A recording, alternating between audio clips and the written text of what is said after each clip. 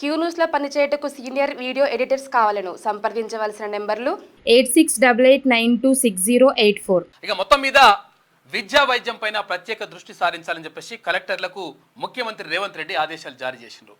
నిజంగా అక్కడ ఎందుకంటే ప్రభుత్వ విద్య ప్రభుత్వం ఆధ్వర్యంలో జరుగుతున్నటువంటి వైద్యము నాణ్యంగా అందాలి. తర్వాత దానికి సంబంధించి కలెక్టర్లు ఎప్పటికప్పుడు అక్కడ తనిఖీలు నిర్వహించాలి.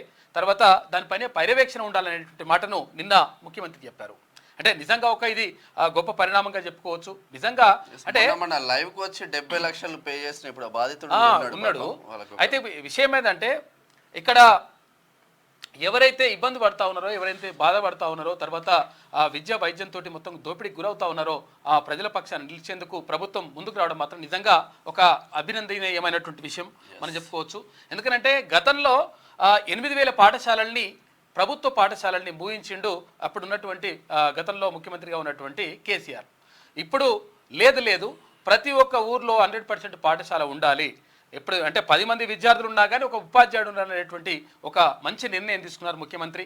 నిజంగా ఇది ఒక శుభ పరిణామంగా చెప్పుకోవచ్చు. ఎందుకంటే ప్రభుత్వం ఆధ్వర్యంలో ఉంటే ఎవరైనా పేదలు ఉంటే వాళ్ళు భయపడడానికి ఆస్కారం ఉండదు. ఎందుకంటే ఇక్కడ ప్రైవేట్ స్కూల్కి పోతే లక్షల ఫీజులు అడుగుతుంటే అక్కడ భయపడుతున్నారు. తర్వాత ఇక్కడ హాస్పిటల్కి పోతే లక్షల ఫీజులు కట్టాలని అంటే అక్కడ ఫీజులు కట్టాలి, అవి కట్టలేక హాస్పిటల్ ఫీజులు అయితే బిల్లులు కట్టలేక అక్కడ బయట లోపల ఉన్నోడి కంటే బయట ఉన్నోడికి హార్ట్ అటాక్ వచ్చే పరిస్థితి ఏర్పడ్డది. కాబట్టి ప్రభుత్వ వైద్యం తర్వాత ఇక్కడ విద్య రెండింటికి కూడా ప్రయారిటీ ఇవ్వడం అనేటువంటిది గొప్ప విషయం.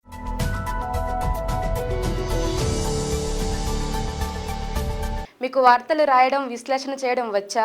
అన్యాయాన్ని ప్రశ్నించడం తెలుసా? ఇంకెందుకు ఆలస్యం? క్యూ న్యూస్ మిమ్మల్ని ఆహ్వానిస్తుంది.